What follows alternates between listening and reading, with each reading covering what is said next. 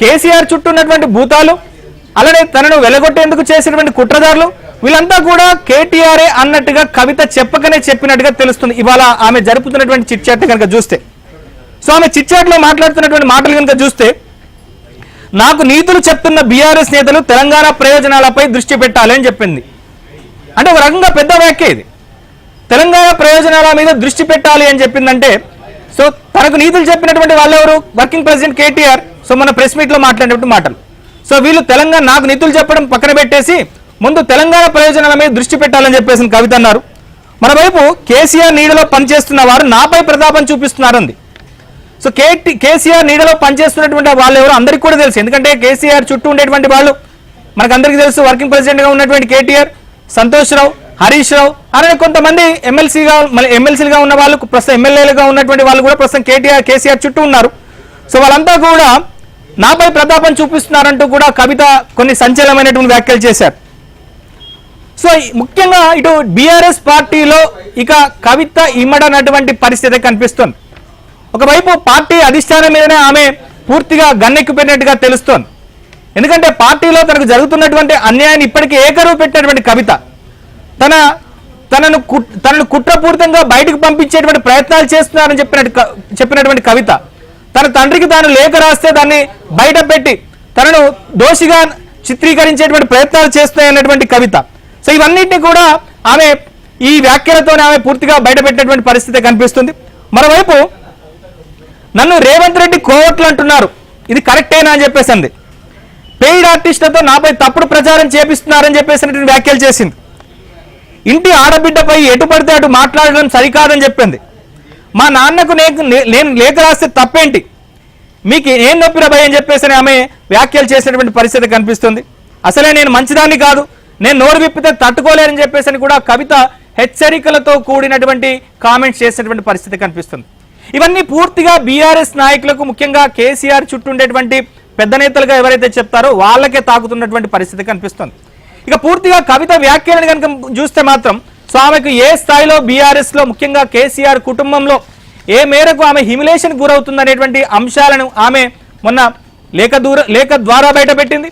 So ఆ తర్వాత Shamshabad airport లో మాట్లాడినటువంటి మాటలను బట్టి చూస్తే అర్థమవుతుంది. ఇప్పుడు ఆమె మీడియా ప్రతినిధులతో జరిపినటువంటి చిట్ చాట్ లో కూడా చూస్తే మనకు అర్థమవుతుంది. సో మొత్తం మీద ఈ స్థాయిలో ఆమె హ్యూమిలేషన్ గురైతేనే తన దారి తాను చూసుకునేటువంటి ప్రయత్నాలు చేసింది. సో తన సొంత దారి చూసుకునే ముందర సో ఆల్టర్నేట్స్ ఏమున్నాయో చూసుకునేటువంటి ప్రయత్నం చేసినట్టుగా తెలుస్తుంది.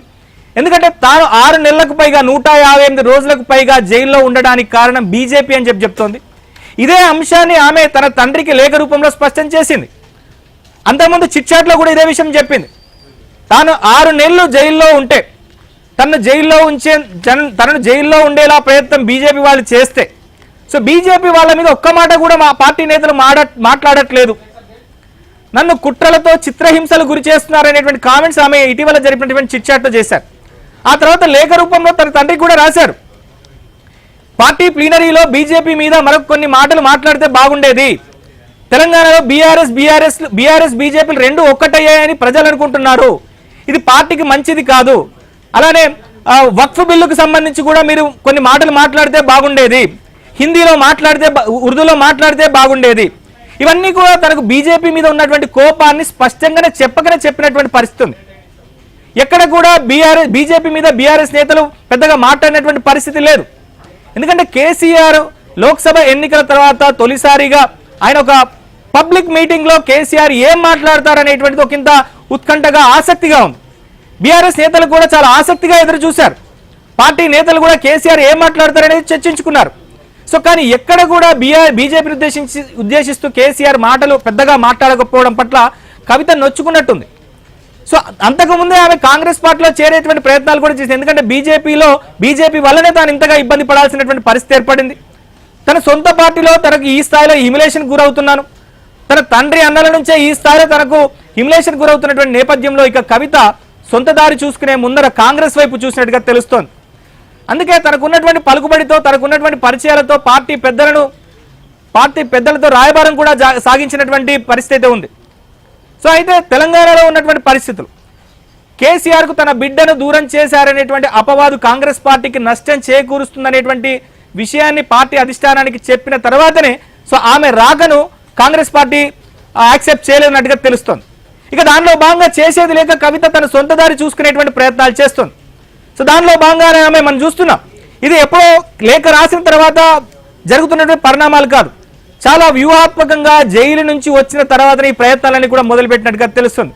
సో దానిలో భాగంగానే బీసీ నినాదం ఎత్తుకోవడం, పూలే పేరిట సభలు నిర్వహించడం, బీసీ రిజర్వేషన్కి సంబంధించినటువంటి అంశం పట్ల ఆమె గట్టిగా సభలు సమావేశాలు నిర్వహించడం, ఆ తర్వాత ఒక సంచలనమైనటువంటి కామెంట్ కూడా చేసింది. 10 ఏళ్లు తెలంగాణ భౌగోళిక తెలంగాణ సాధించుకున్నాం కానీ ఎక్కడ కూడా సామాజిక తెలంగాణ సాధించుకోలేకపోయామనేటువంటి వ్యాఖ్యలు నేరుగా కేసీఆర్ గురికి పెట్టింది కవిత. సో ఈ వ్యాఖ్యల పట్ల కూడా బీఆర్ఎస్ నేతలు ఎవరు కూడా మాట్లాడలేదు, అందరు కూడా మౌనం దాల్చారు, ఎందుకంటే కేసీఆర్ బిడ్డ కాబట్టి. సో ఆ తర్వాత పార్టీలో జరిపినటువంటి చిట్చాట్లో కూడా తన మీద కుట్రలు జరుగుతున్నాయి, ఆ కుట్రల పట్ల పార్టీ స్పందించట్లేదు అనేటువంటి ఆవేదనను కూడా కవిత వ్యక్తం చేసింది. సో ఆ తర్వాత ఆమె లేఖ రూపంలో కూడా కొన్ని అంశాలను అంటే పాజిటివ్ అలానే నెగిటివ్ అని చెప్పేసి పార్టీ ప్లీనరీకి సంబంధించినటువంటి ఫీడ్బ్యాక్ రూపంలో తన మనసులో ఉన్నటువంటి అంతరంగాన్ని కూడా ఆమె ఆవిష్కరించేటువంటి